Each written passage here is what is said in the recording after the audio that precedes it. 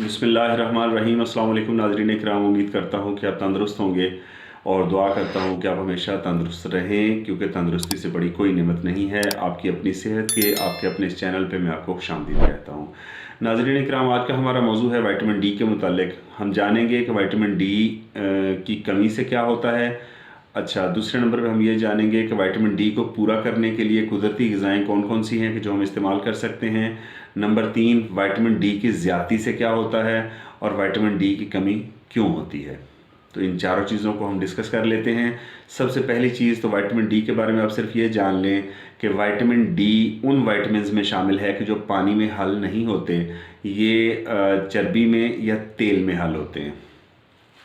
कुछ विटामिन्स होते हैं कि जो पानी में हल हो जाते हैं, कुछ होते हैं जो पानी में हल नहीं होते। तो विटामिन डी उन विटामिन्स में से है कि जो पानी में हल नहीं होते। अच्छा जी, अब आते हैं विटामिन डी के तारुफ के बाद इस बात पे कि विटामिन डी की कमी से क्या होता है। विटामिन डी की जब कमी होगी तो नाजरीन, अगर कच्ची उम्र है, लड़कपन है, बचपन है, हड्डियों की बढ़ोतरी का अमल एक तरफ रुक जाता है, दूसरी तरफ हड्डियां टेढ़ी होना शुरू हो जाती हैं, हड्डियां चटकना शुरू हो जाती हैं, दांत भुरना शुरू हो जाते हैं, और छोटे बच्चे जो दूध पीते हैं उनका सर बढ़ना शुरू हो जाता है। अक्सर फिर लोग यहाँ पे उसके लिए मुख्तलिफ इलाज मुआलजा तो खैर लोग ज़्यादा नहीं करवाते। इस हवाले से लोगों का ज़्यादा रुझान दम दरूद और तावीज़ धागे की तरफ होता है, लेकिन बुनियादी तौर पे जो वजह है वो विटामिन डी की कमी होती है। अच्छा जी, ये हो गया उसके हाँ, इसके अलावा हड्डियों में दर्द होता है। अगर विटामिन डी की कमी होगी तो हड्डियों में दर्द होगा, जोड़ों में दर्द होगा, अकड़ाल पड़ेंगे।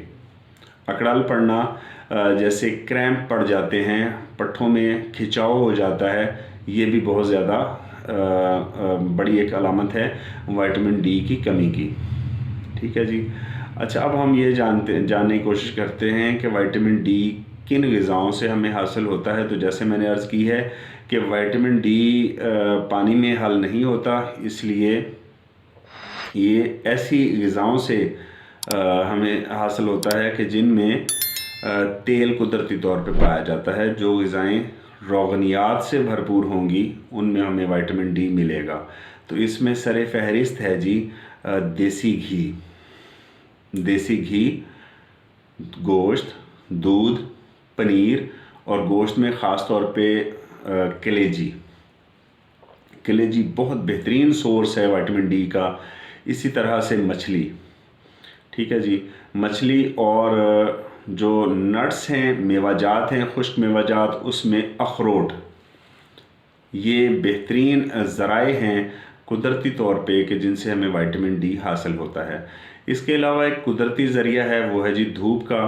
तो धूप में इसके लिए फिर मुकम्मल पूरे जिस्म को धूप लगवाना पड़ती है। आमतौर पे इसका एहतमाम ज़रा मुश्किल हो जाता है हमारे यहाँ। तो बाकी आप चाहें तो सुबह की जो नरम धूप है सर्दियों में, और इसी तरह गर्मियों में आप 1-1.5 घंटा बैठें, इससे भी आपको विटामिन डी मिलता है, मुनासिब मिकदार में मिलता है। अच्छा, इसके अलावा मछली के जिगर के तेल में विटामिन डी वाफर मिकदार में पाया जाता है, और बतौर मेडिसिन जो विटामिन डी हमें मिलता है वो यही मछली का तेल, जिसे आमतौर पे कहते हैं, यही विटामिन डी होता है। तो ये हो गया जी विटामिन डी के ज़राए। अच्छा, अब विटामिन डी की जो कमी है, इसकी एक बहुत बड़ी वजह वो आपके लिए जानना बहुत ज़्यादा ज़रूरी है, क्योंकि अगर आप वो नहीं जानते तो आप लाख कोशिश कर लें, आपको विटामिन डी की कमी से जो अलामात या जो अमराज या जो तकालीफ हैं वो रहेंगी। तो इसमें जैसे आजकल हमारे यहाँ ये एक रुझान है कि लोग बहुत ज़्यादा गोरे रंग के पीछे पड़े हुए हैं, और रंग गोरा करने के चक्कर में जहाँ वो दीगर अद्वियात इस्तेमाल करते हैं वहाँ पे कैल्शियम का अंधाधुंध इस्तेमाल किया जाता है। इस हवाले से कैल्शियम के इंजेक्शंस तक लिए जाते हैं, ठीक है जी, और टैबलेट फॉर्म में भी इस्तेमाल किया जाता है।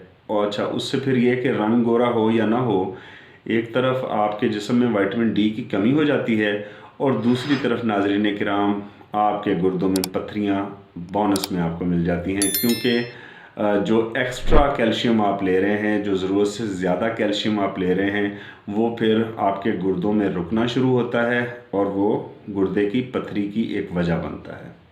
ठीक है जी। تو اس چیز کا آپ نے خاص طور پہ خیال رکھنا ہے کہ متوازن غذا لیں، کسی بھی ایک چیز کے پیچھے ہاتھ دھو کے نہ پڑیں۔ اگر ہم آئرن لیتے ہیں تو وہ ہضم تبھی ہوگا جب ہم وائٹامن سی لیتے ہیں، کیلشیم تبھی جذب ہوگا جب ہم ساتھ میں وائٹامن ڈی لیتے ہیں۔ تو اس لیے بطور کیلشیم کے ہاضم کے، یعنی کیلشیم کو ہضم کرنے کے لیے جو چیز ضروری ہے کہ جس مقصد کے لیے ہم نے کیلشیم لیا تھا کہ ہماری ہڈیاں مضبوط ہوں، تو وہ ہماری ہڈیوں میں جذب اسی صورت میں ہوگا جب ہم کیلشیم کی مقدار کے مطابق وائٹامن ڈی لیں گے۔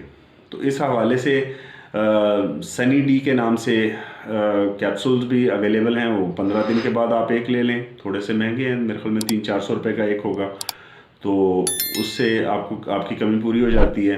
اس کے علاوہ جو غذائیں میں نے بتائی ہیں، آپ ان غذاؤں کا استعمال کریں، گردے، دل، کلیجی، گوشت، مچھلی، انڈا، پنیر، مکھن، دیسی گھی، دودھ، ان کا استعمال کریں۔ اور خشک میوہ جات میں اخروٹ وائٹامن ڈی کا بہترین ذریعہ ہے، تو اس کو استعمال کریں۔ ٹھیک ہے جی، تو آج کے لیے اتنا ہی، ملتے ہیں انشاءاللہ اگلی ویڈیو میں۔ تب تک اپنے گرد و نواح میں رہنے والے تمام لوگوں کا، اپنی صحت کا اور اپنے اس چینل کا خیال رکھیں۔ اللہ حافظ۔